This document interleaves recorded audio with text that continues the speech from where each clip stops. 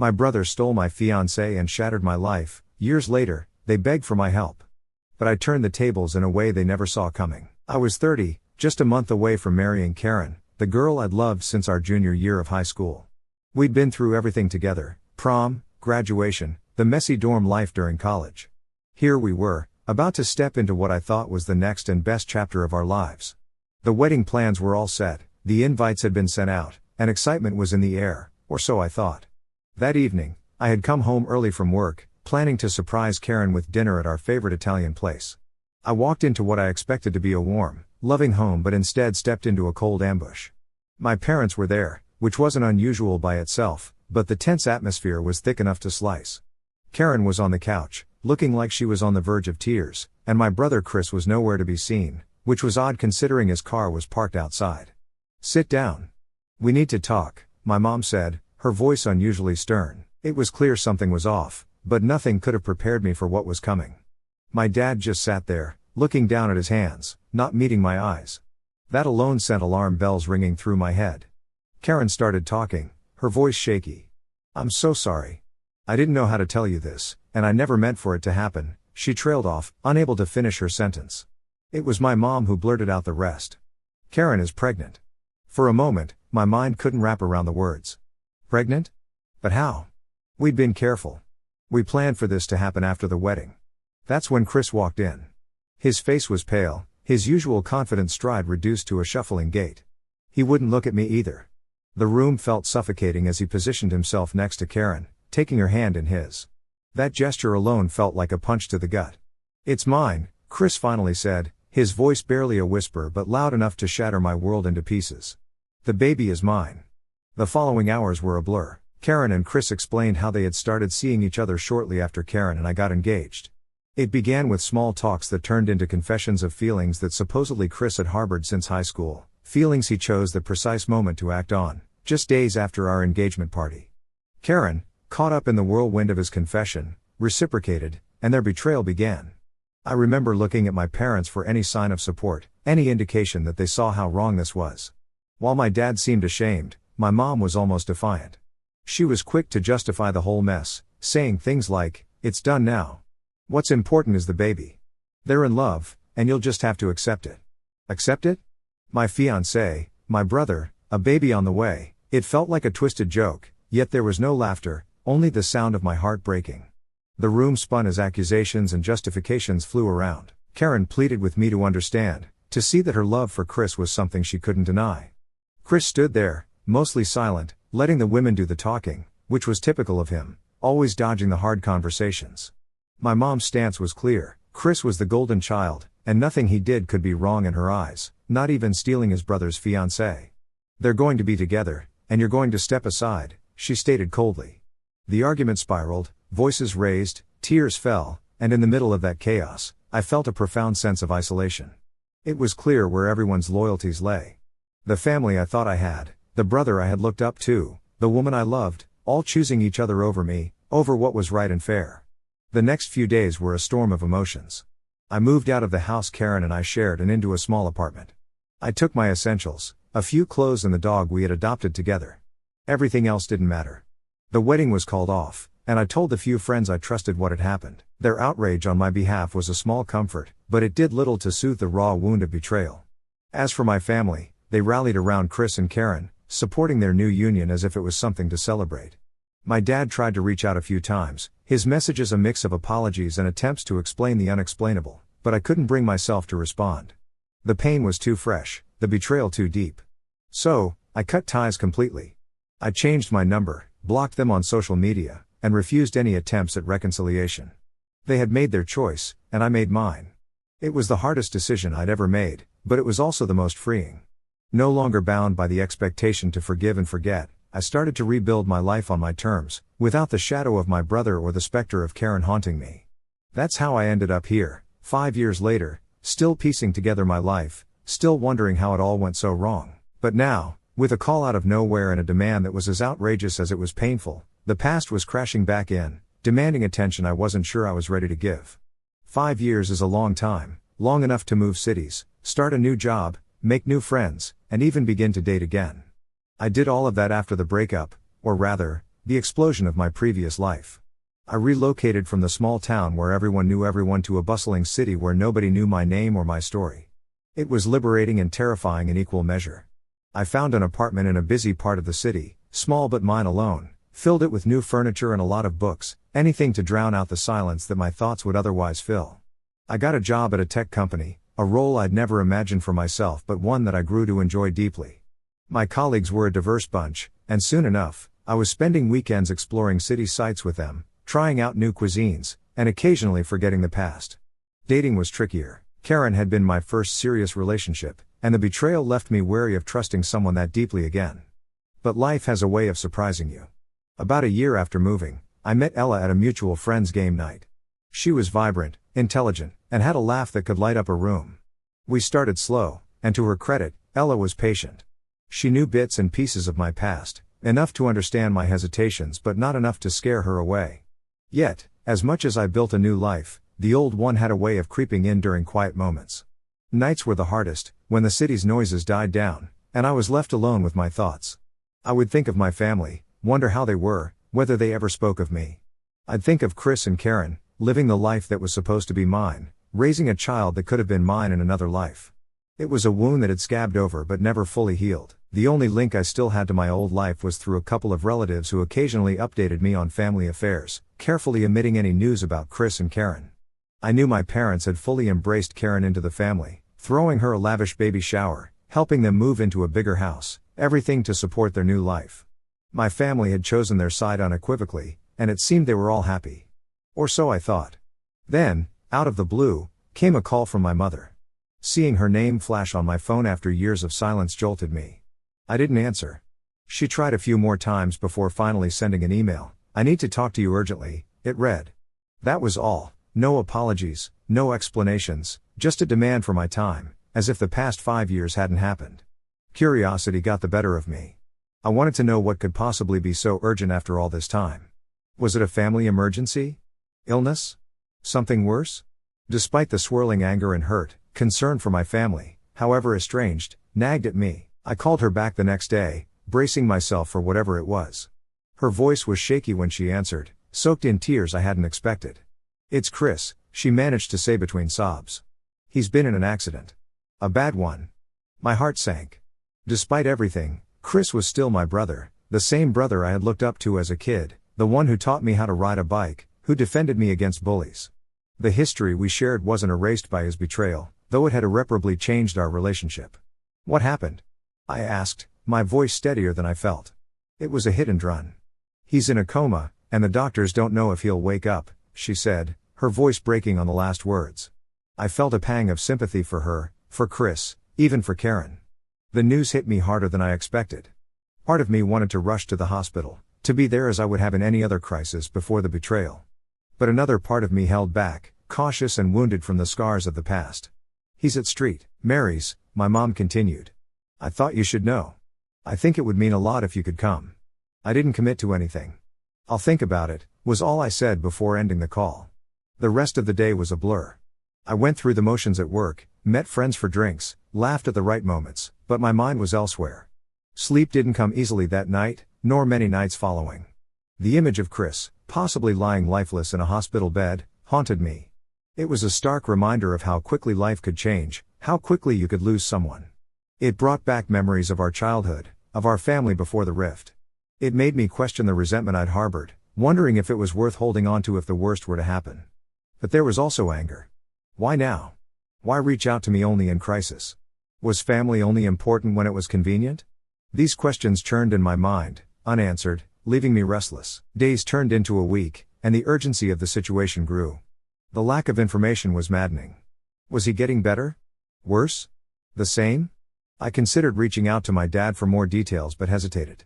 Last I knew, he sided with my mom, supporting Chris and Karen without a second thought for me.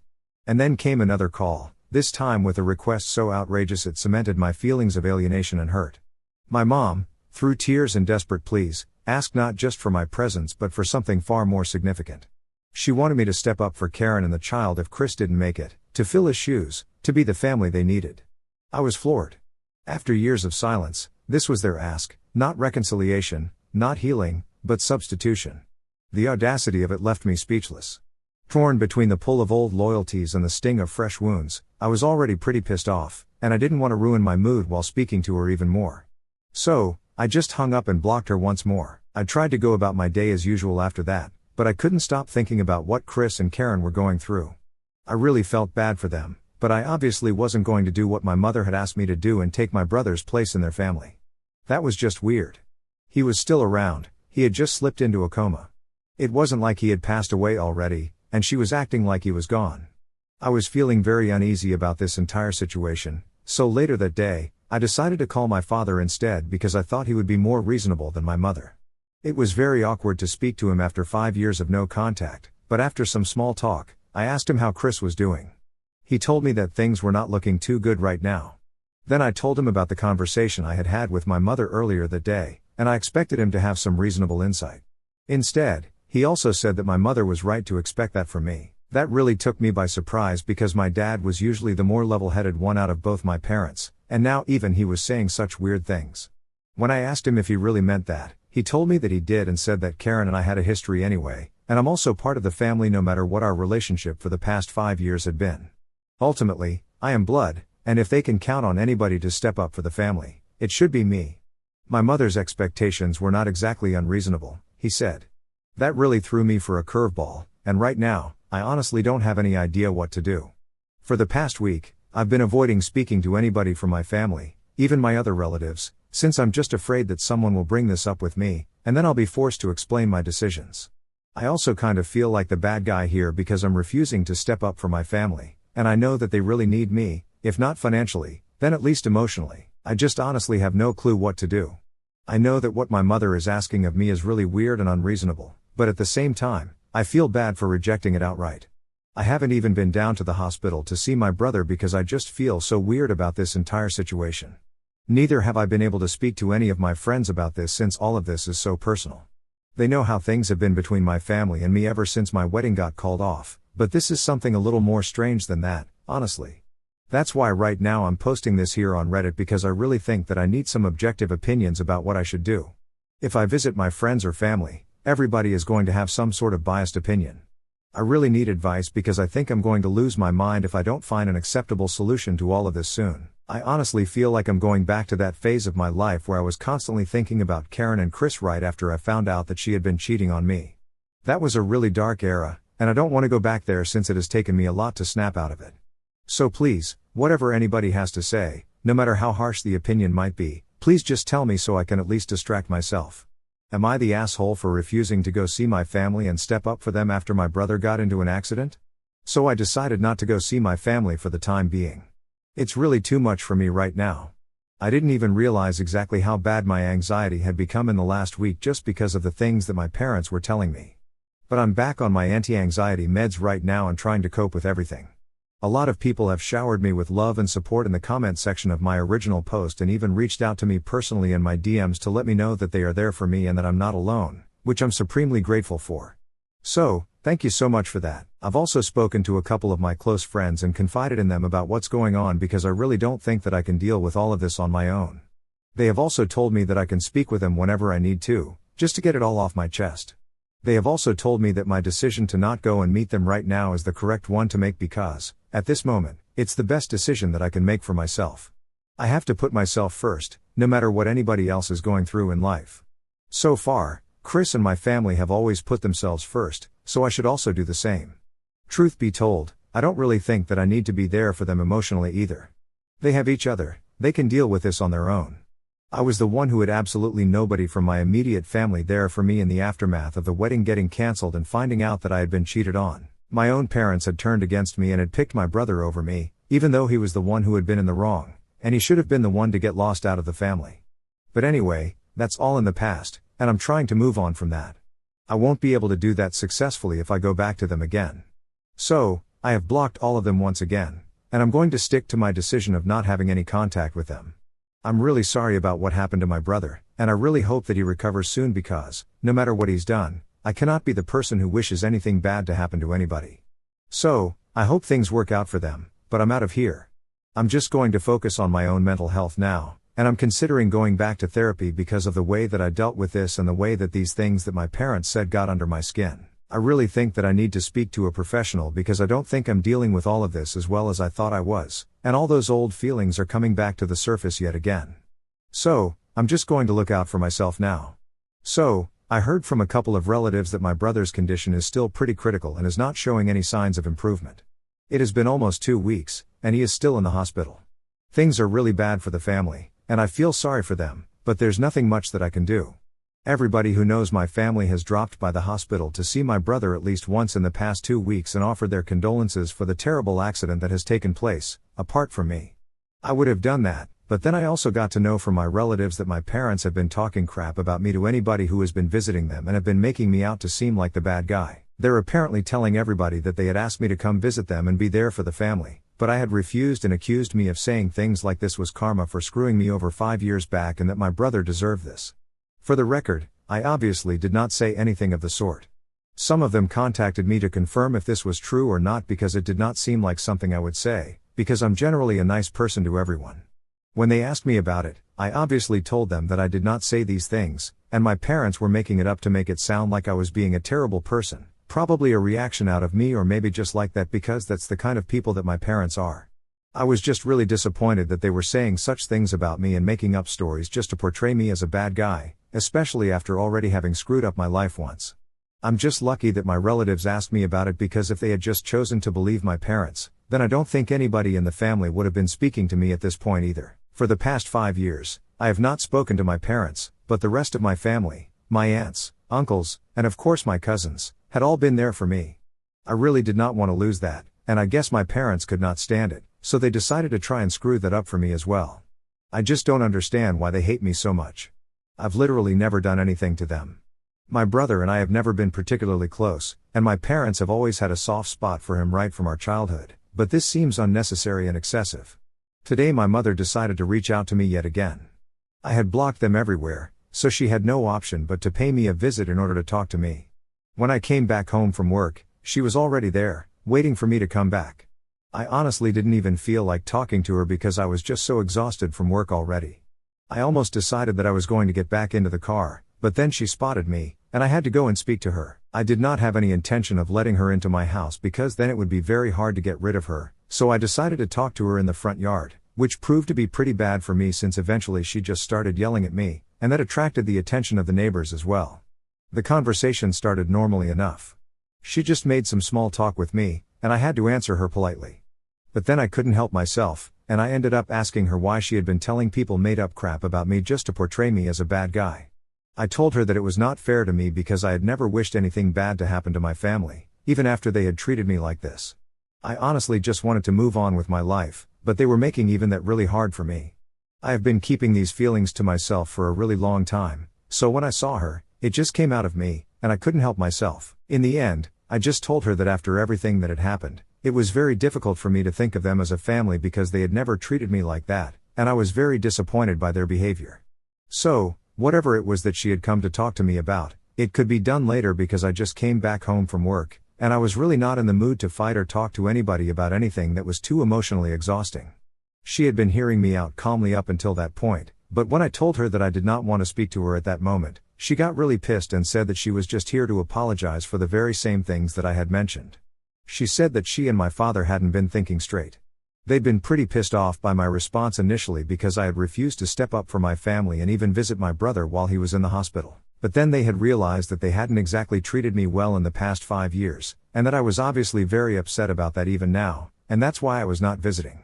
She had come here to talk to me and try to sort things out between us because she felt that at this time, the family should stick together just for the sake of emotional stability.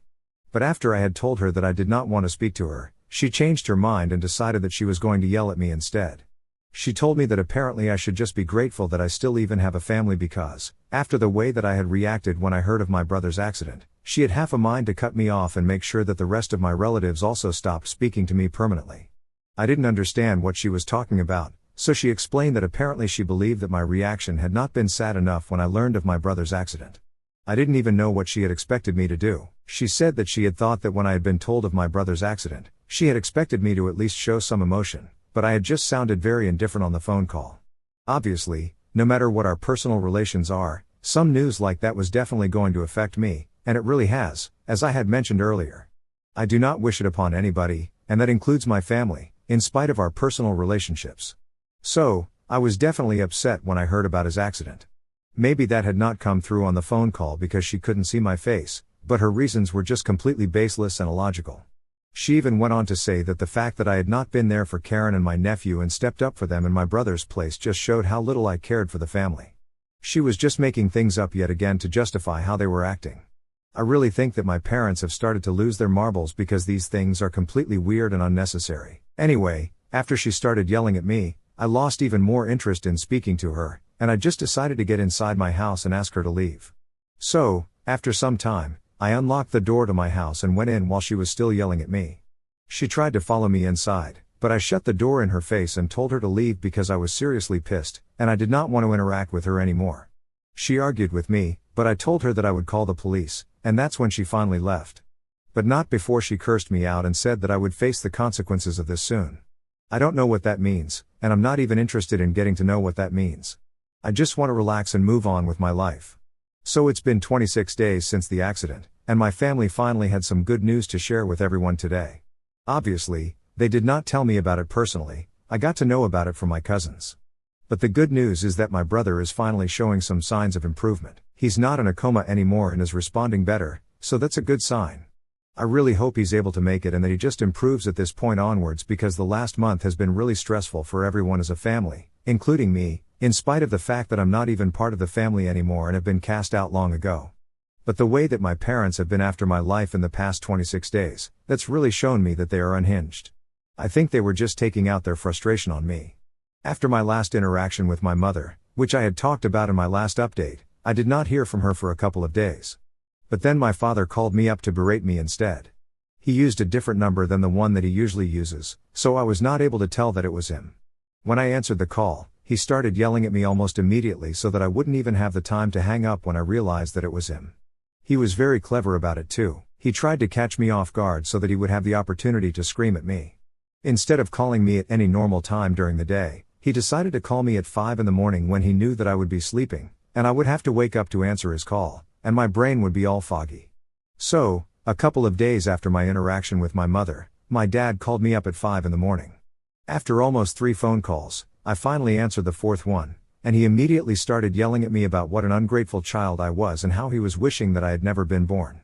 He said that he was going to make sure the rest of the family never spoke to me again because I was a terrible human being for not even bothering to come to see my brother in the hospital when he was suffering so much and not being there for the family.